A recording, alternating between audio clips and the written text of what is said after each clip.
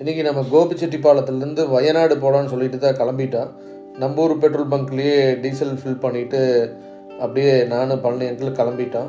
சரி, போகிற வழியில் பண்ணாரியம்மன் கோயிலில் சாமி கும்பிட்டு அடுத்தது நம்ம திம்ப மலைப்பாதையில் ஏற ஆரம்பிச்சிட்டோம்.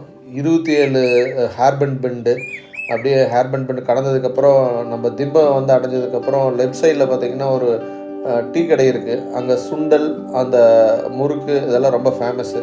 சரி, அப்படியே அங்கே சுண்டல் முறுக்கு எல்லாம் சாப்பிட்டு முடிச்சதுக்கப்புறம் நம்ம ஃபாலோவர்ஸ் ஒருத்தர் இருந்தாங்க, அவங்ககிட்டையும் பேசிட்டு அப்படியே நம்ம கிளம்பிட்டோம்.